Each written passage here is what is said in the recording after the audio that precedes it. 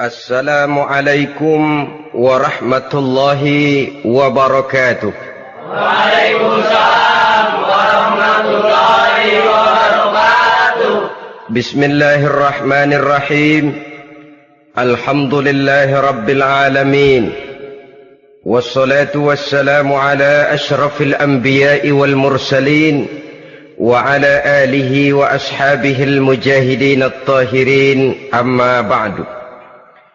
Bersabda Rasulullah sallallahu alaihi wasallam, "Iza sarratka hasanatuka wa sa'atka sayyi'atuka fa anta mu'min." Apabila perbuatanmu yang baik menyebabkan engkau bahagia, apabila perbuatanmu yang baik menyebabkan engkau gembira, dan perbuatanmu yang jahat menyebabkan engkau jadi susah, itulah tanda bahwa di hatimu masih ada iman. Artinya, belum tentu orang yang berbuat baik merasa bahagia dengan kebaikan yang dikerjakannya. Dan tidak selamanya orang yang berbuat jahat sanggup menyesali perbuatan jahatnya. Oleh karenanya, apabila iman masih ada, apabila hati masih hidup, perbuatan yang baik menyebabkan orang gembira, perbuatan yang jahat menyebabkan orang susah dan gelisah hatinya. Ini mengandung pelajaran. Sekali kita berbuat baik, jangan sekali-kali menyesali kebaikan itu. Sebaliknya, satu kali kita melakukan kesalahan, hendaknya selalu menyesalinya. Kadang-kadang dalam kehidupan, karena orang tempat kita berbuat baik itu rupanya membalas air susu dengan air tuba, kita lalu menyesali kebaikan. Lahirlah kata-kata, "Nyesal saya nolong dia." Ibarat pepatah katanya, nolong anjing kejepit. Waktu kejepit setengah mati kita tolongin, begitu selesai dia dari kejepitnya malah kita digigitnya. Saudara hadirin yang saya muliakan, dalam kehidupan sehari-hari barangkali ini kena filsafat yang disebut dorong mobil mogok. Ketika mobil mogok setengah mati kita dorong, begitu mesin hidup ditinggalkannya kita di belakang. Sesungguhnya perbuatan kita yang baik tidak harus disesali, karena disesali atau tidak, toh perbuatan itu sudah kita lakukan. Dan penyesalan atas segala kebaikan hanya akan mengurangi nilai pahala kebaikan itu sendiri. Berbahagialah apabila berbuat baik, walaupun orang yang kita melakukan kebaikan membalasnya dengan kejahatan. Menyesalah apabila berbuat kesalahan, apabila melakukan dosa, karena itu pertanda nilai iman yang masih hidup dalam jiwa kita. Saudara-saudara kaum muslimin yang berbahagia, jadi sungguh pun pahala dan dosa sesuatu yang abstrak, efeknya jelas dia mendatangkan kebahagiaan atau membawa kepada kegelisahan batin di dalam kehidupan manusia. Orang di zaman materialis kurang terangsang berbuat pahala dan terdorong melakukan dosa. Kenapa? Karena pahala tidak kelihatan, dosa tidak nampak. Kalau pahala kelihatan, barangkali nggak kuat kita mikul pahala. Kalau dosa benjol, umpama tiap bikin dosa palanya benjol, barangkali sudah nggak karu-karuan kepala kita.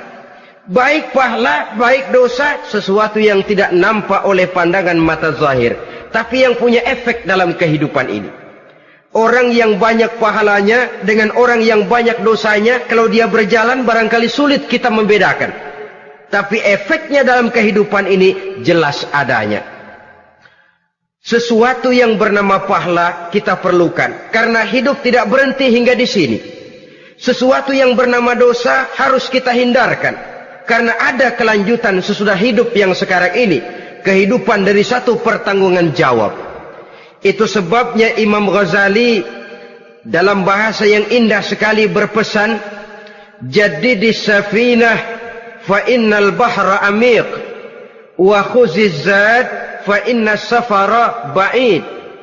Perbarui selalu kapalmu, rawat, jaga baik-baik, dandani kapalmu, fa innal bahra amiq, karena sesungguhnya lautan ini sangat dalam. Satu bahasa yang indah dari tamsil terhadap kehidupan. Perbaiki kapalmu karena lautan ini sangat dalam. Artinya, jaga baik-baik hatimu. Pelihara iman dan keyakinanmu, karena hidup ini bagaikan gelombang lautan. Tempo-tempo air tenang, tempo-tempo ombak menggila dan menggunung. Jaga iman baik-baik karena hidup penuh dengan cobaan dan ujian. Itu maksudnya. Wa khuziz zad fa inna safara ba'id. Dan bawa bekal yang banyak karena perjalanan hidup ini sangat panjang. Perjalanan ini sangat jauh. Kita kalau pergi keluar kota tentu saja membawa bekal. Makin jauh kota yang akan kita tuju, makin banyak bekal yang harus kita bawa. Alangkah sengsaranya manusia apabila dia akan pergi ke satu kota yang jauh, modalnya cuma nekat. Bagaimana nanti di sana sajalah. Tidak membawa bekal sebagaimana yang sewajarnya. Hal yang semacam ini senangnya sih belum tentu, keblangsak dan susahnya sudah kebayang. Itu dalam kehidupan di dunia ini. Bagaimana kalau sudah bicara tentang kehidupan yang akan datang? Karena sesungguhnya hidup ini merupakan satu perjalanan yang sangat panjang. Sejak kita tinggal di alam arwah, pada saat jasad belum lagi diciptakan Allah, ruh sudah diciptakannya lebih dahulu. Sampai kemudian kita pindah ke alam rahim, alam kandungan ibu. Untuk kemudian berpindah kepada kehidupan dunia. Dari dunia ini kita pindah ke alam barzakh. Di sana tinggal kita 100 tahun mungkin, 100.000 tahun mungkin, 1 juta tahun mungkin, menunggu saat datangnya kiamat. Lalu dari alam barzakh pindah kita ke alam akhirat. Satu perjalanan yang sangat panjang. Alangkah malangnya, alangkah sengsaranya jika tahu kita begitu panjangnya perjalanan hidup ini, tidak ada bekal yang kita bawa. Artinya kesengsaraan, kesulitan yang bertali-tali sudah jelas akan menimpa kita. Kalau pergi kita keluar kota membawa bekal uang, membawa bekal makanan, apa bekal yang mesti kita bawa? Apabila kita kembali ke alam barzakh, kembali ke alam kubur, berkumpul di padang mahsyar di akhirat nanti, nasi yang mau kita bawa, uang yang mau kita bawa, tentu tidak lagi. Karena kehidupan materialis selesai di atas liang lahat. Bila masuk kita ke liang lahat, disitulah pahala dan dosa memegang peranan yang sangat penting. Maka pada pertemuan malam ini kita akan bicara tentang pahala dan dosa itu. Saudara-saudara kaum muslimin rahimakumullah, yang dinamakan pahala, kata Imam Ali Al-Jurjani dalam kitab At-Ta'rifatnya, ma yastahiqqu bihi ar-rahmatu wal maghfiratu minallahi ta'ala. Sesuatu yang pelaksananya berhak untuk mendapat rahmah dan ampunan dari Allah. Dengan kata lain, nilai pahala adalah akibat dari perbuatan-perbuatan di dalam melaksanakan perintah dan anjuran yang ada di dalam kehidupan agama. Apabila perintah dan anjuran kita laksanakan, nilai pahala itu lalu datang. Nah, nilai pahala dalam Islam, menurut konsepsi Quran, Allah menjelaskan, man jaa bil hasanati falahu asyru amsalihha. Barang siapa yang datang membawa satu kebajikan, barang siapa yang melaksanakan satu kebaikan, maka dia akan mendapat balasan 10 kali dari kebaikan yang dikerjakannya. 10 kali ini pun masih dilipat gandakan dengan 7. 7 ini pun masih dikalikan 100. Dan itu pun masih ditambah dengan pernyataan, wallahu yudha'ifu liman yasha. Allah masih akan melipat gandakan perbuatan baik seseorang yang dikehendakinya. Itulah nikmatnya dalam Islam. Tetapi sebaliknya, wa man jaa'a bisayyi'ati fala yujza illa mislaha. Barang siapa yang melakukan satu kejahatan, dia tidak akan mendapat balasan kecuali sesuai dengan kejahatan yang dikerjakannya. Alangkah rahman dan rahimnya Allah. Orang yang berbuat baik dibalas 10, dikali 7, dikali 100, masih dilipat gandakan pula. Tapi orang yang berbuat jahat tidak akan mendapat balasan kecuali sesuai dengan kejahatan yang dikerjakannya. Ini kan beda dengan sifat kita manusia. Kita ini kadang-kadang kalau dijitak membalasnya mukul. Tapi kalau orang berbuat baik kepada kita, kita enggan untuk berbuat baik kepada orang tadi. Allah tidak mengajarkan begitu. Satu kebaikan berbalas 10. Satu kejahatan berbalas dengan satu kejahatan. Maha Rahman dan Rahim Allah. Bahkan dalam Islam, niat berbuat baik saja mendapat pahala. Sedangkan niat berbuat jahat belum ditulis merupakan satu dosa sampai kejahatan itu dikerjakan oleh orang yang niat tadi. Umpamanya, saudara niat nanti malam giliran pengajian saya mau hadir di majelis taklim. Pas datang waktu malam hujan turun sangat lebat. Saudara berhalangan datang ke majelis taklim, saudara sudah mendapat pahala niat. Tapi saudara niat nanti malam kalau turun hujan, saya mau bongkar rumahnya si fulan, saya mau curi seluruh harta bendanya. Ternyata malam saudara tidak mengerjakan perbuatan itu belum ditulis dosa sampai perbuatan itu benar-benar dikerjakan. Tapi lalu jangan macam-macam, kalau begitu niat aja yang baik biar nggak usah dikerjain. Niat aja pengen ngaji walaupun tidak ada niatan untuk ngaji. Allah lebih tahu tentang apa yang terdetik di dalam hati sanubari kita. Itulah sebabnya sangat dianjurkan orang untuk melakukan segala macam kebajikan. Dan dianjurkan orang menjauhkan segala macam bentuk kejahatan.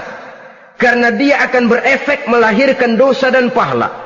Dosa dan pahala itulah alat untuk memperoleh kebahagiaan di alam kubur, di padang mahsyar, sampai di akhirat nanti.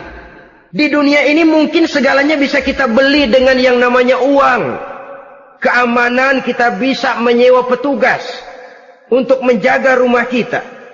Kendaraan yang mewah bisa kita beli. Udara yang sejuk bisa kita ciptakan. Siapa banyak uang dia raja. Mungkin itu di dunia. Tapi bisa apa uang kalau kita sudah masuk ke alam kubur? Bisakah munkar nakir kita sogok? Udah karkir, jangan nanya nih, cepet. Bisakah malaikat azab menyingkir dengan uang semir? Ternyata tidak. Untuk memperoleh kebahagiaan di sana, nilai pahala. Kesengsaraan akan kita dapat kalau kita banyak menumpuk dosa. Oleh karena itu jangan beranggapan, pahala nggak kelihatan, dosa juga nggak kelihatan, biarin saja. Yang tidak kelihatan ini pada waktunya akan memegang peranan yang sangat penting. Tapi tidak cuma untuk menghadapi hidup di situ, kita lalu harus berbuat baik dan meninggalkan yang jahat. Terutama juga di dunia ini. Toh pepatah bilang gajah mati meninggalkan gading, harimau mati meninggalkan belang. Apa yang akan kita tinggalkan setelah kita mati? Kita ingin jasad kita boleh hancur terkubur tanah, tapi nama kita ingin hidup terus, dikenang orang 100, 1000, bahkan 1.000.000 tahun yang akan datang. Ditulis orang dengan tinta emas dalam sejarah, tercatat kita sebagai orang baik-baik. Saudara-saudara kaum muslimin rahimakumullah. Lalu perbuatan apa yang bisa mendatangkan pahala itu? Saudara-saudara, semua perbuatan yang diperintah dan dianjurkan oleh Allah, yang dikerjakan dengan ikhlas hanya untuk mencapai ridho Allah, mendatangkan pahala. Kadang-kadang menurut pendapat kita remeh, tapi nilainya di sisi Allah besar. Itu pahala. Menghitung pahala itu hak prerogatif Allah. Perbuatan yang ringan Allah mau berikan ganjaran yang besar, itu urusan Allah. Misalnya, kata Nabi, la tahkiranna minal ma'rufi syai'an. Jangan kamu menganggap remeh perbuatan baik walaupun kecil. Jangan merasa sulit melakukan perbuatan yang mengandung pahala. Bertemu dengan teman, muka kita cerah, berpahala. menyingkirkan duri di jalanan berpahala, menolong orang yang sesat, memberitahu orang yang bertanya berpahala. Tidak sulit kalau kita mau. Yang diperintah dan dianjurkan oleh agama itu perbuatan yang mengandung nilai-nilai pahala. Masalahnya cuma tinggal mau atau tidak dan dikerjakan dengan ikhlas. Bertemu teman mukanya cerah, pahala. Menyingkirkan duri di jalanan, pahala. Sodakoh, pahala. Tidak berupa perbuatan, bisa berupa ucapan. Misalnya bersolawat, pahala. Bertasbih dan bertahmid, pahala. Kata Nabi, kalimatani khafifatani 'alal lisan, saqilatani fil mizan. Ada dua kalimat yang enteng di lidah tapi berat di timbangan akhirat nanti. Apa itu? Subhanallah walhamdulillah. Itu kan amalan yang ringan, perbuatan yang mudah saja, tapi nilainya demikian besar dalam pandangan Allah. Jadi pendeknya, perbuatan yang bernilai pahala adalah perintah dan anjuran agama yang dilaksanakan dengan ikhlas semata-mata untuk mencapai ridho Allah, itu mengandung pahala. Niat dasarnya itu harus karena Allah. Landasannya harus karena ikhlas. Bukan cuma sekedar basa-basi, tidak karena ingin dipuji orang, tidak karena mengharap tanda jasa, tapi ikhlas semata-mata. Dari perbuatan yang paling kecil dan mudah sekali sampai kepada amalan-amalan yang besar dan memerlukan biaya yang besar, seperti melaksanakan ibadah haji, seperti jihad fi sabilillah, membangun masjid, membangun pondok-pondok pesantren, membangun pusat-pusat kesehatan, membangun jalan-jalan umum, termasuk menjaga keamanan. Jangan dikira loh, siskamling umpamanya, menjaga keamanan kampung tidak berpahala. Kalau diniatkan ibadah, menjaga ketenangan warga supaya mereka tekun ibadah, ikhlas karena Allah, itu juga bernilai ibadah. Keluar kita dari rumah, pergi pagi, pulang sore, peras keringat, banting tulang cari nafkah, buat menghidupi anak istri kita. Kalau diniatkan ibadah, melaksanakan kewajiban sebagai kepala rumah tangga, membantu orang tua sebagai anak, itu juga perbuatan-perbuatan yang mengandung pahala. Yang terbaik sesuai dengan bidang kehidupan kita. Ada orang yang dinamakan abid, ahli ibadah, pahala yang paling baik bagi dia banyak-banyak tahajud, sembahyang malam, wirid, zikir, tasbih. Ada yang dinamakan orang alim, pahala yang paling baik buat orang macam ini mengajar, menyebarkan ilmu, mendakwahkan Islam. Ada yang disebut wali, pejabat pemerintah, petugas. Amalan pahala yang paling baik buat orang semacam ini melayani masyarakat, bekerja di bidangnya sesuai dengan profesinya. Saudara hadirin yang saya hormati, jadi dengan demikian perbuatan-perbuatan yang mengandung nilai-nilai pahala ini bisa perbuatan yang menurut kita kecil namun punya nilai besar. Apalagi perbuatan besar dengan biaya yang besar, tentu makin besar juga pahala yang disediakan oleh Allah Subhanahu wa ta'ala. Oleh karenanya, kalau kita bercermin dari ayat Quran, hidup ini kesempatan untuk berbuat baik. Huwallazi khalaqal mauta wal hayata liyabluwakum ayyukum ahsanu amala. Dialah Allah, Tuhan yang telah memberikan hidup dan mati kepadamu untuk menguji kamu, siapa di antara kamu yang paling baik amal perbuatannya. Jadi tidak saya rinci, tapi cukuplah satu penjelasan global. Perbuatan yang berpahala adalah perbuatan melaksanakan perintah Allah atau anjuran Allah dengan dasar ikhlas, dengan tujuan untuk mencapai ridho Allah semata-mata. Lalu apa perbuatan yang mengakibatkan dosa itu? Saudara-saudara, dosa lahir akibat melakukan larangan Allah atau mengerjakan yang dicelaknya. Nah, para ulama ada yang membagi dosa itu menjadi dua bagian. Ada dosa-dosa kecil, ada dosa-dosa besar. Tetapi sebenarnya ditinjau dari segi hakikatnya, kalau sudah melakukan satu kesalahan yang mengakibatkan dosa, jangan dilihat besar dan kecilnya, tapi kepada siapa dosa itu kita kerjakan. Sebab kalau dosa kita anggap satu yang kecil, orang akan terangsang untuk mengerjakan yang kecil-kecil saja. Sehingga dengan demikian, yang kecil pun akan menjadi besar kalau ditumpuk-tumpuk. Sedangkan yang besar bisa saja menjadi kecil kalau selalu diiringi dengan permohonan ampun kepada Allah. Itu sebabnya para ulama sufi, orang-orang tasawuf mengatakan, la saghair ma'al istimrar wala kabair ma'al istighfar. Tidak ada dosa yang kecil kalau dikerjakan terus-menerus, dan tidak ada dosa yang besar kalau digempur tiap saat dengan perbuatan istighfar atau memohon ampun kepada Allah Subhanahu wa taala. Cuma saja pada umumnya, karena dosa-dosa kecil itu lebih mudah taubatnya, dan ada janji Nabi, barang siapa yang meninggalkan dosa-dosa besar akan diampuni dosa-dosanya yang kecil-kecil. Oleh karena itu, pada kesempatan ini kita akan juga bicarakan apa saja yang termasuk klasifikasi dosa-dosa besar, dengan harapan kita bisa menjaga diri, menyelamatkan diri, jangan sampai terjatuh ke dalam dosa-dosa yang besar tadi. Tetapi bukan berarti kita harus terangsang melakukan dosa-dosa yang kecil. Ah, biarin kecil ini, tobatnya gampang. Ah, dosa kelas teri. Ah, dosa itu kan tidak kelihatan.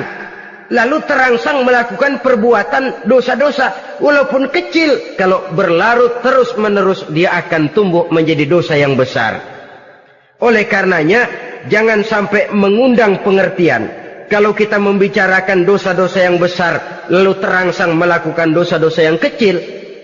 Karena bagaimanapun juga dosa kecil dan dosa besar sama dalam arti kepada Allah kita melakukan kesalahan. Dan dosa yang kecil pun kalau bertumpuk, dia akan menjadi banyak. Saudara-saudara kaum muslimin rahimakumullah, ada beberapa jenis dosa-dosa besar. Jenis yang pertama, asyirku billah, syirik atau menyekutukan Allah. Dari sekian deretan dosa-dosa besar, syirik ini merupakan bapak moyangnya dosa. Dedengkotnya dosa itu syirik, menyekutukan Allah. Bahkan dosa yang lain Allah masih mau mengampuni, tapi kalau sudah syirik, menyekutukan Allah, itu sudah satu dosa yang tidak berampun sama sekali. Oleh karena itu tepat pesan Imam Ghazali tadi, jadi di safinah fa innal bahra amik, jaga iman, pelihara akidah, dandani kapal. Karena hidup ini gelombang lautan sangat dalam, hidup banyak cobaan.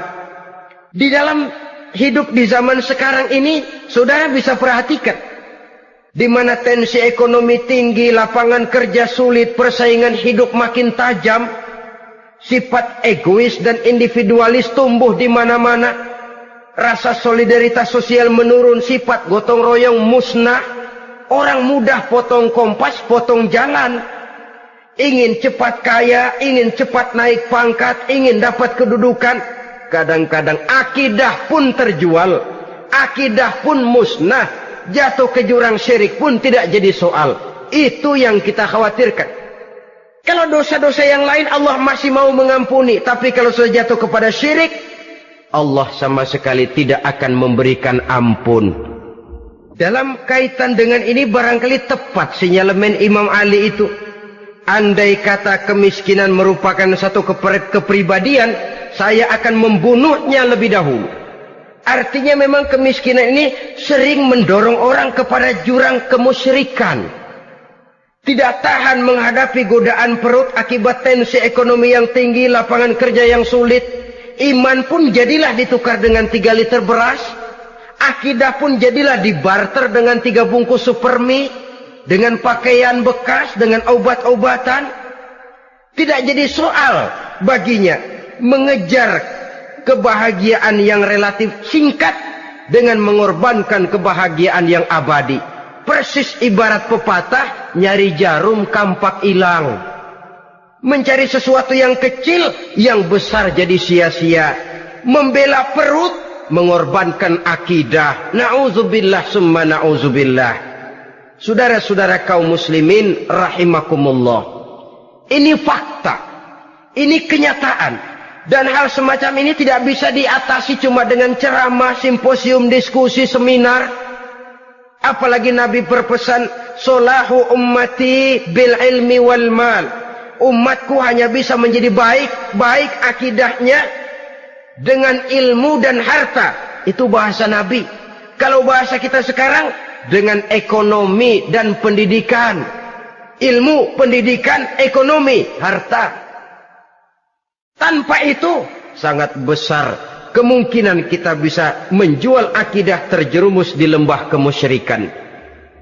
Maka terutama kepada saudara-saudara saya, muslimin yang terpencil jauh dari kota-kota besar, yang kadang dalam kehidupan seharinya imannya sering digoda oleh supermi, akidahnya sering ditantang oleh pembagian beras, pakaian-pakaian bekas, obat-obatan dan sebagainya.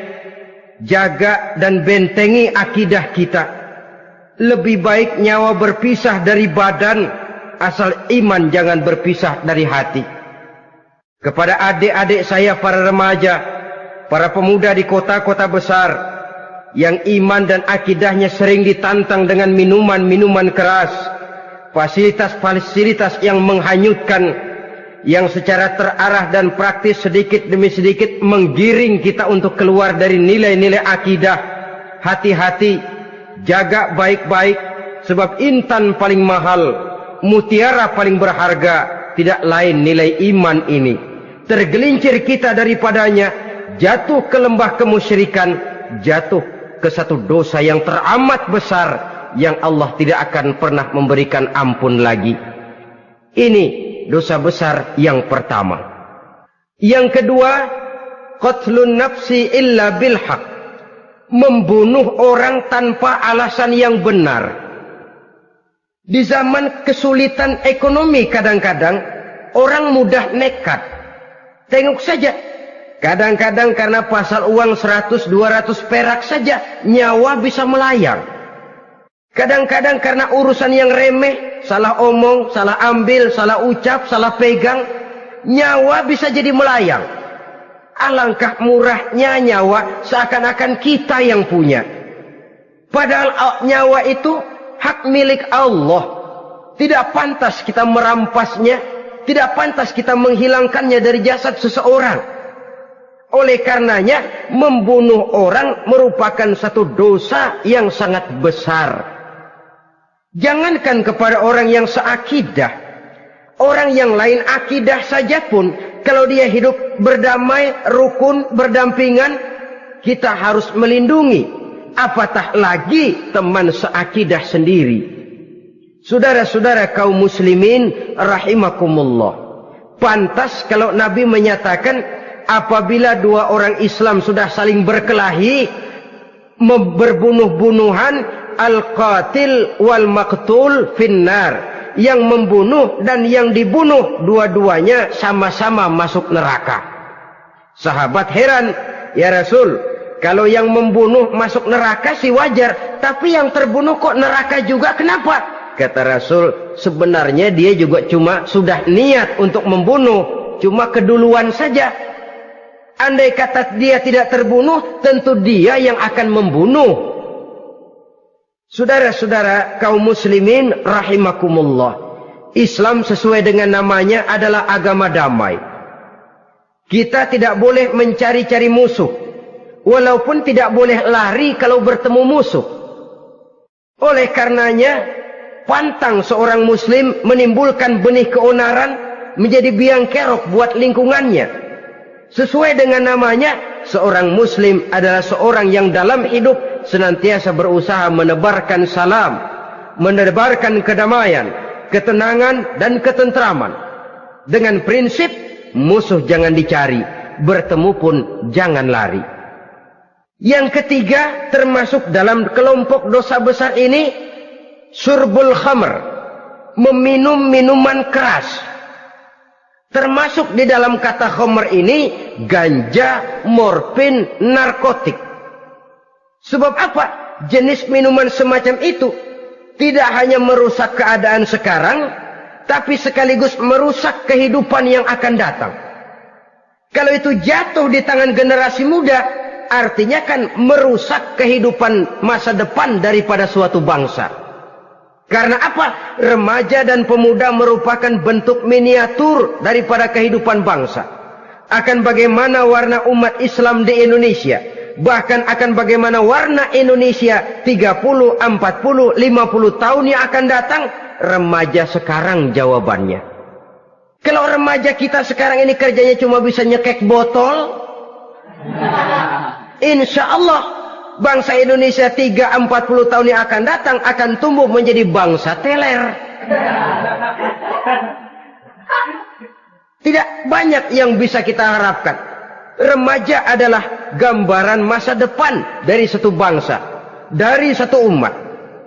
Dan remaja itu di dalam dirinya secara fitrah terkumpul semua bakat, terdapat semua kemungkinan. Kita ini lahir membawa sifat pemimpin, tapi juga membawa sifat pengacau. Kita ini ada bakat jadi orang jujur, ada bakat jadi pengkhianat. Kita ini ada bakat menjadi orang baik-baik, kita juga punya bakat jadi biang kerok. Kita kemungkinan bisa jadi pemimpin bangsa, tapi juga bisa menjadi pemimpin bangsat. Nanti lingkungan dan pendidikan akan menumbuhkan, membentuk mana yang tumbuh lebih subur. Kalau lingkungan dan pendidikannya lebih banyak bercerita tentang kejujuran, maka nilai kejujuran yang akan tumbuh lebih banyak dalam jiwanya. Dan insya Allah diharapkan dia akan menjadi manusia yang jujur di kelak kemudian hari nanti. Dan masalah minuman keras ini sebenarnya berkait. Kita tidak bisa cuma menyalahkan remaja saja, menyalahkan pemuda saja, karena bagaimanapun masalahnya kompleks. Menghancurkan sesuatu tanpa melihat kausalnya, tanpa melihat sebab akibatnya, kan sama juga bohong. Kemungkinan karena broken home, kemungkinan karena pergaulan, kemungkinan karena kurang perhatian orang tua, kemungkinan karena akibat bacaan, tontonan, atau fasilitas berupa dibukanya pabrik-pabrik minuman keras, dijualnya minuman-minuman keras, di warung-warung yang remang-remang, yang memberikan kenikmatan, kebahagiaan, dan kebanggaan tersendiri, sehingga akhirnya orang terangsang untuk datang dan minum di sana. Pada dasarnya memang sepele, cuman minum, nggak ngerugiin orang lain kan? Iya, pada waktu minum. Tapi dikala sudah mabuk, out of control, apapun bisa kita lakukan. Yang kita ucapkan kita tidak sadari lagi, yang kita kerjakan tidak kita sadari lagi. Dikala itu segala macam kejahatan bukan sesuatu yang tidak mungkin untuk kita laksanakan. Nggak ngerugiin orang lain, memang pada saat mau minum. Tapi begitu minum, mabuk, kita bisa merugikan orang lain. Setidaknya merugikan diri sendiri. Pertumbuhan IQ menjadi lemah, semangat kehidupan hilang, gairah kerja menurun, kalau tidak ada sama sekali. Lalu apa yang bisa kita lakukan di dalam kehidupan? Dan akan lebih celaka kalau ini menimpa kehidupan generasi muda kita. Kadang-kadang yang ironi ya, kalau yang orang tuanya mampu barangkali masih tertolong, tapi yang orang tuanya kondisi ekonomi lemah masih kepengen teler juga. Orang tuanya nggak mampu masih pengen mabuk. Dari ganja, morfin nggak dapat, akhirnya kaleng cet diisepin. Yang penting kan bisa teler, mendatangkan satu kebahagiaan tersendiri. Itu sebabnya memang satu kejahatan menurut teori polisi ya, hanya bisa terjadi karena faktor N dan K, niat dan kesempatan. Niat ada, kesempatan ada, jadi orang jahat. Kurang salah satunya, biasanya kejahatan terbendung. Niat ada, kesempatan tidak ada, sulit berbuat jahat. Kesempatan ada, niat tidak ada, tidak mungkin orang jahat. Tapi yang paling dominan sebenarnya niat. Kalau niat sudah kuat, kesempatan bisa dicari. Kesempatan bisa diciptakan. Biar Hansip nongkrong, ditungguin lengahnya. Iya biarin. Jam 11 sampai jam 2. Matanya melotot. Jam 3 dia mulai ngulet, ngempet. Nah, di saat itu saya masuk ke rumahnya. Kalau niat kuat, kesempatan bisa diciptakan. Dan kalau sudah niat, ini masalah hati. Kalau sudah masalah hati, menyangkut soal moral. Moral artinya sudah masuk kepada kehidupan agama. Saudara-saudara kaum muslimin rahimakumullah. Yang keempat yang termasuk jenis dosa besar, az-zina, perbuatan zina. Di zaman pergaulan bebas dengan prinsip free love, free sex ini, tengok sudah berapa banyak gadis-gadis bergelimpangan jadi korban. Berapa banyak bayi-bayi yang lahir ke dunia tanpa tahu kemana dia mesti memanggil bapak. Apakah deretan jumlah korban ini masih harus bertambah lagi? Paling tidak, biarlah yang sudah jadi korban, tapi jangan bertambah lagi hendaknya. Masing-masing kita berupaya menahan diri. Termasuk dalam kategori zina ini, yang merupakan cabang-cabangnya, liwat, homoseks, lesbian, masturbasi. Bahkan masturbasi itu termasuk jenis zina tangan. Dan itu juga merupakan satu dosa. Di samping dosa juga merusak diri. Karena bagaimanapun juga dia akan mengurangi kemampuan daya pikir seseorang. Maka agama memberikan jalan keluar. Pesan Nabi, ya ma'syara syabab, man istata'a minkumul ba'at falyatazawwaj. Hai para pemuda, kata Nabi, barang siapa di antara kamu yang sudah bisa ba'at, yang sudah mampu ba'at. Ba'at itu artinya memberikan nafkah. Baik nafkah zahir maupun nafkah batin, falyatazawwaj, maka hendaklah dia kawin. Jadi yang maksud ba'at ini ya nafkah zahir, ya nafkah batin.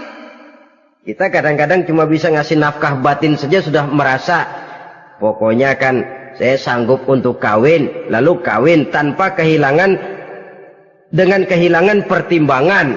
Saudara-saudara, wa illam yastati', adapun kalau dia belum mampu, fa alaihi bisyam, hendaknya dia banyak puasa. Fa innahu lahu wija, karena puasa itu akan merupakan benteng jangan sampai orang memperturutkan hawa nafsunya. Andai kata puasa belum hobi, banyaklah olahraga para pemuda, para remaja. Karena dengan olahraga, pemikiran untuk memperturutkan hawa nafsu agak sedikit terkendali dan energi tersalurkan dalam bentuk yang positif. Pendeknya kreatif, banyak kegiatan. Ini pesan Imam Syafi'i tepat itu. Kata beliau, inni ra'aitu wuqufal ma'i yufsiduh in sala toba wa illam yajri lam yatib. Aku melihat air kalau diam rusak, tapi kalau dia mengalir jernih. Air kalau ngendap nggak ngalir, nyamuk nyarang di situ, bisa jadi sumber penyakit. Manusia hidup begitu. Kalau nggak punya kegiatan, nggak kreatif, kerjanya cuma delohom, ayam-ayam, akhirnya jadi ngerusak. Ngomongin orang, si ano ngapa, ano, kebangetan nggak ngapa-ngapain, orang aja dipontenin, orang diomongin, lahirlah namimah, lahirlah ghibah.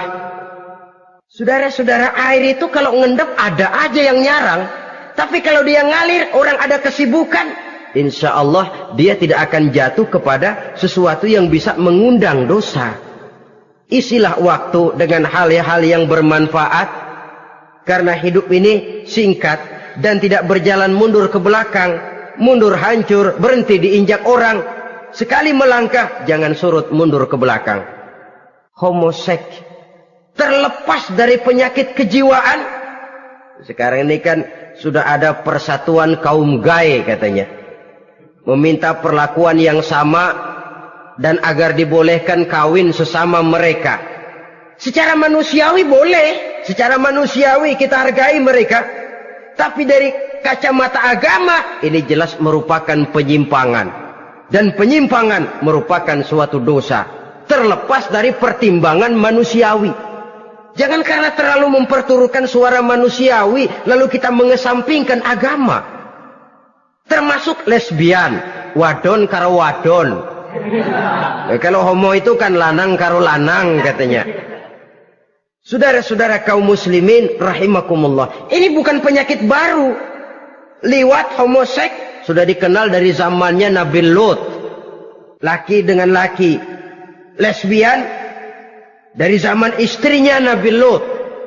Terlepas dari penyakit kejiwaan, dari segi agama, ini merupakan penyimpangan dan merupakan dosa yang besar. Yang kelima, yang termasuk jajaran dosa kelas kakap, qazful mu'minina wal mu'minat, menuduh orang mukmin yang baik-baik, laki atau perempuan, melakukan perbuatan zina sehingga hancur namanya di masyarakat. Ini merupakan satu perbuatan dosa yang sangat besar dan sangat dimurkai oleh Allah. Saudara-saudara kaum muslimin rahimakumullah. Oleh sebab itu tentang masalah ini, kalau memang tidak ada saksi, jangan sembarang kita enteng lidah menuduh orang lain berbuat zina, menuduh orang lain berbuat serong. Dosanya kelewat besar di dalam kehidupan. Karena apa? Mencari harga diri itu berat, memelihara kehormatan diri jauh lebih berat. Satu kali orang dihancurkan namanya di masyarakat, dia akan terisolir jadinya. Oleh karenanya, berlindung kita kepada Allah, jangan sampailah dihinggapi oleh sifat ini. Karena sentimen kita kepada seseorang, karena hasad kita kepada seseorang, tidak senang melihat orang lain lebih maju, lalu lidah ini seenaknya saja mengucapkan kata. Padahal sanksi dan resikonya sangat besar. Yang kita tuduh barangkali mendapat pahala dari Allah. Kita sendiri yang menuduh tanpa saksi, tanpa alasan yang benar, mendapat dosa yang sangat besar. Saudara-saudara, memang kadang-kadang aneh dalam hidup ini. Seorang pelacur biasanya bisa menjaga mulutnya di masyarakat, kata-katanya baik, sopan. Kenapa? Karena mulut yang satu sudah tidak terjaga.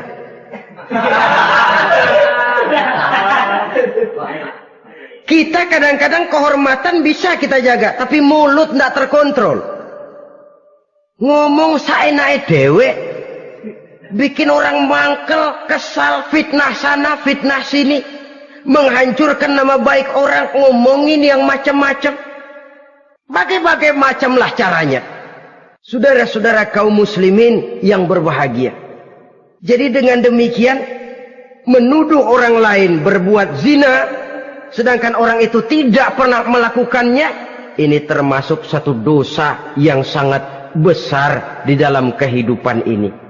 Yang keenam, al-'aqu bil walidain, durhaka kepada ibu bapak. Seorang anak, bagaimanapun banyak nilai ibadahnya, banyak kebaikan di masyarakat, menyandang berbagai macam gelar, pangkat dan jabatannya tinggi, tapi kalau sudah durhaka kepada kedua orang tuanya, alamat hidup tidak lagi membawa keberkahan. Dan itu dosa yang sangat besar. Sampai Nabi sabdakan, ridho Allah ada di dalam keridhaan ibu bapak. Murka Allah pun ada di dalam kemurkaan ibu dan bapak. Walaupun belum tentu setiap kita orang tua, tapi yang jelas setiap kita adalah anak. Dan setiap anak punya ibu dan bapak. Jangan sampai kacang lupa kepada kulitnya. Saudara-saudara kaum muslimin rahimakumullah. Durhaka kepada ibu bapak merupakan perbuatan yang sangat dimurkai oleh Allah. Apalagi ibu yang telah melahirkan kita, bahkan mengandung kita. Begitu juga bapak yang telah berusaha peras keringat banting tulang untuk mengasuh membesarkan kita. Tidak ada perbuatan baik yang kita lakukan untuk bisa menebus kebaikan daripada ibu dan bapak kita. Setidaknya kalau belum bisa berbuat baik kepadanya, kepada keduanya, janganlah menyakiti hati keduanya. Itu saja dulu yang harus dijaga.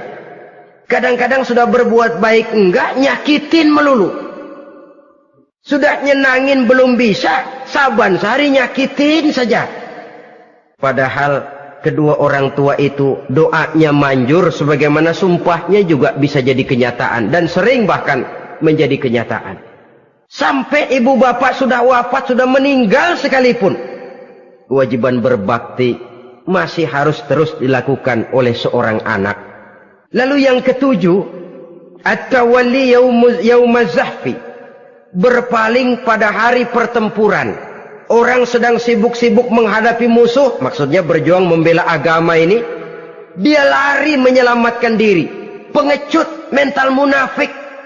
Ayo, kalau demi agama, mari kita maju ke depan. Allahu Akbar. Yang besar Allah, yang lain kecil semua. Maju. Orang lain maju serentak, dia mundur jauh ke belakang. Mental munafik, mental calo istilah sekarang ini. Oh, itu calo, mental calo. Tuhan gedek banget itu. Coba ya, calo itu paling sibuk nyuruh penumpang naik. Tapi sementara penumpang naik sampai ke tempat tujuan masing-masing, calonya nggak kemana-mana, diem aja di situ. Cuma orang aja disuruh naik. Saudara-saudara, kerja bakti, orang turun ke comberan, dia naik ke tempat tidur. Mundur di hari pertempuran, menyebabkan orang lain gugur, dia sendiri menyelamatkan diri. Mental pengecut, mental munafik, itu merupakan dosa yang sangat besar. Saudara-saudara kaum muslimin rahimakumullah. Itu sebabnya agama itu memerlukan keberanian. Memang, tapi bukan keberanian yang tanpa perhitungan. Sebab berani tanpa berhitung namanya berani babi. Kita berani kalau benar, kita harus takut kalau salah. Jangan dibalik. Salah berani, nekat namanya. Benar takut, pengecut namanya. Orang yang pengecut adalah orang yang takut membela kebenaran. Orang yang nekat sesungguhnya udah salah nggak malu lagi. Udah salah nekat lagi. Merasa rugi berbuat kebaikan, puas kalau berbuat kejahatan. Padahal Nabi pesan, siapa yang berbuat dosa sambil tertawa, nanti dia akan masuk neraka sambil menangis. Karena itu dipesan pula di dunia ini, sering-seringlah mencuci mukamu dengan air mata taubat. Cuci lidahmu dengan zikir kepada Allah. Bersihkan hatimu dengan air ikhlas. Saudara-saudara kaum muslimin rahimakumullah. Kan ada toh orang berbuat baik nggak gembira, tapi berbuat jahat malah puas. Atau sama saja orang lain berbuat baik, hatinya kesel. Orang lain berbuat jahat, dia malah mendukung.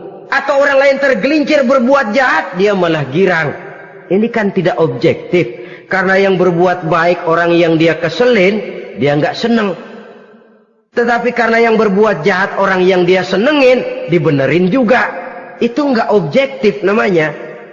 Mundur di hari pertempuran pada saat saudara-saudara kita sedang menghadapi musuh, sikap pengecut yang sangat dibenci Allah. Yang kedelapan, termasuk kelompok dosa besar, aklu malil yatim, makan harta anak yatim. Kadang-kadang ada orang mengeksploitir loh nasib anak-anak yatim. Karena biasanya para dermawan peka kalau mendengar nasib yatim, memberikan santunan. Si yatim belum makan, yang ngurusin udah pada kenyang. Mengeksploitir, memakan harta anak yatim termasuk dosa yang sangat besar. Sehingga Nabi pesan, ana wa kafilul yatim kahataini yaumal qiyamah. Aku dan orang yang menyantuni anak yatim seperti dua jari ini di hari kiamat. Rumah yang paling dimuliakan Allah adalah rumah yang di dalamnya ada anak yatim yang hidupnya dihormati, hidupnya disantuni, keperluannya dicukupi. Maaf saja, tahap kita menyantuni anak yatim ini baru tahap setahun sekali. Kalau Muharram kita agungkanlah, kita besarkan. Lebaran yatim katanya. Kita kumpulkan dana, kita usap kepala yatim, kita kumpulkan beras, kita bagikan hari itu. Perkara bulan depan kelaparan, kita tutup kuping. Perkara bulan berikutnya dia kelaparan, kita masa bodoh. Bahwa di bulan Muharram kita santuni yatim piatu itu sudah baik. Tapi akan lebih baik lagi kalau kita sanggup menjadi bapak asuh mereka, memikirkan sekolah mereka, ada kontinuitas.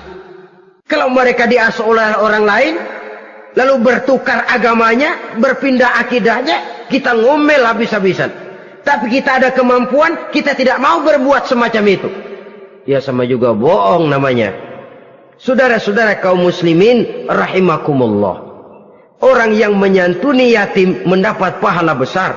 Tapi orang yang mengkorup harta anak yatim, dosanya juga sangat besar. Berhati-hatilah kalau kita diberikan kepercayaan oleh masyarakat untuk mengurus anak-anak yatim. Karena pahalanya besar, resikonya juga besar. Yang kesembilan, syahadatuz zur, sumpah palsu. Sebab sumpah palsu ini menggunakan nama Allah untuk sesuatu yang tidak benar. Nama kita saja dibawa untuk yang tidak benar, kita jengkel. Nama kita dipalsukan untuk sesuatu yang tidak baik, kita kadang-kadang jengkel, tidak puas jengkel, menuntut melalui saluran hukum. Kenapa? Nama saya dicatut. Bagaimana lagi kalau nama Allah kita pakai untuk bersumpah, sumpahnya palsu, menguntungkan kita, merugikan orang lain, Allah murka betul. Maka sumpah palsu termasuk deretan dosa-dosa besar. Apalagi yang ke-10, aklur riba, makan riba alias renten. Ini kan yang cepat mendatangkan uang. Kadang-kadang kalau yang bikin riba itu orang awam barangkali, ya masih kita maklumin. Kadang-kadang penyakit ini datang menimpa mereka juga yang kita kenal kebaikannya. Bahkan suka datang ke musola, rajin ke masjid kadang-kadang. Riba masih dimakannya. Karena ini cara cari duit paling enak. Duit utuh tambahnya terus masuk. Na'udzubillah summa na'udzubillah. Itu yang diibaratkan dalam perjalanan Mi'raj waktu Nabi diperlihatkan neraka. Orang perutnya sebesar rumah dililit ular. Diseret-seret itu hancur perutnya. Dibulatkan lagi, diseret lagi, hancur lagi. Dibulatkan lagi, terus menerus begitu. Dia berteriak, mengerang, mengeluh, mengaduh kesakitan. Nabi tanya, itu apa Jibril? Itu contoh dari umatmu yang suka makan riba Muhammad. Makan renten. Saudara-saudara, ini kan mencekik leher orang. Orang sedang kesulitan. Kelihatannya sih baik, menolong. Tapi di belakang menolong itu nyekek. Di belakang nolong itu nyekek. Dan nyekek itu sebenarnya tujuan utamanya. Orang yang menjalankan riba pada dasarnya tidak punya perikman kemanusiaan kok.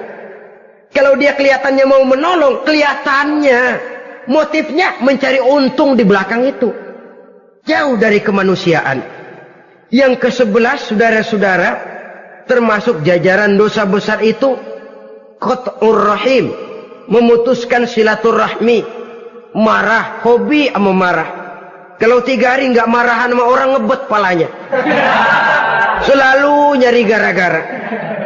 Kalau udah marah berlaku perpanjangan waktu. Tahun, 2 tahun, kadang-kadang seumur hidup. Saudara hadirin yang saya muliakan. Apalagi mengurangi timbangan termasuk kelas dosa besar. Makan suap termasuk dosa besar. Semir menyemir dosa besar. Apalagi bunuh diri. Nah ini, bunuh diri dosa besar. Kadang-kadang karena sulit nekat. Daripada hidup susah mendingan mati sekali.